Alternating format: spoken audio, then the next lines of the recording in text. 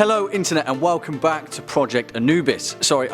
Welcome back to Life's Biggest Questions, the channel where we blur the lines of reality and succumb to existentialism like a 12-course tasting menu. As always, I'll be your host Jack Finch, who is in no way affiliated with the SCP Foundation, as we put down our cliff notes, promptly stack our papers, and ask the question, what if the SCP Foundation was breached?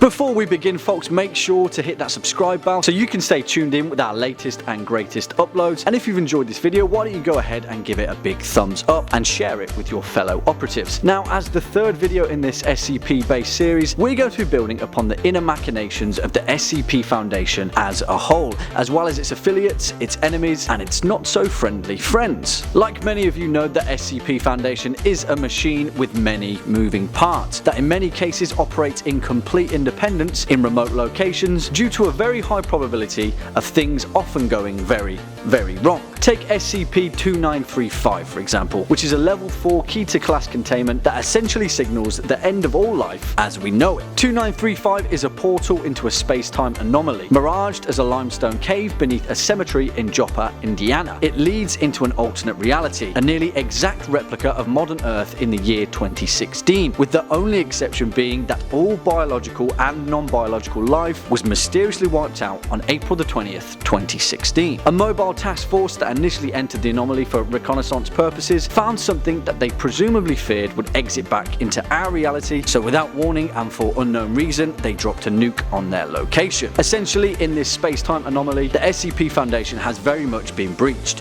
If we take the data recovered from 2935's mobile task force, we can see that a massive transmitter error was initially reported from Site 81, a location in Indiana. After this breakdown of communication, 100% of all SCP sites across the globe were locked down and unresponsive due to a containment breach of unknown magnitude. In this scenario, all citizens, presumably everyone on the planet, were ordered to stay in their homes as containment teams worked to secure the breach.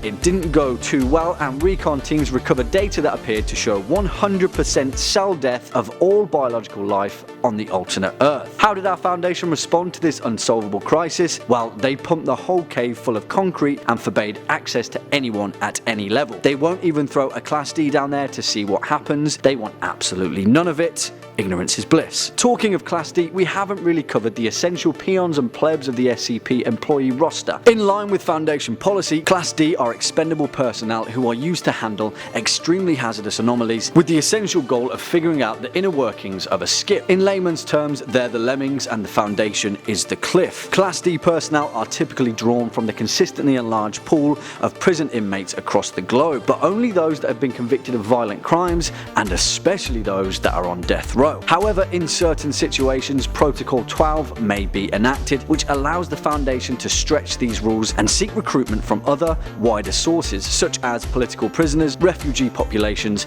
and other civilian sources, whatever that may mean. Without Class D personnel, the Foundation would find it incredibly difficult to contain the vast array of anomalies at their disposal, and essentially, they're the lifeblood of the SCP. But and it's a big but, in the event of a containment breach or a catastrophic site event, all Class D personnel are ordered to be terminated immediately by on-site security, unless they can find a way to survive, that is, like in the instance of D9341 and their...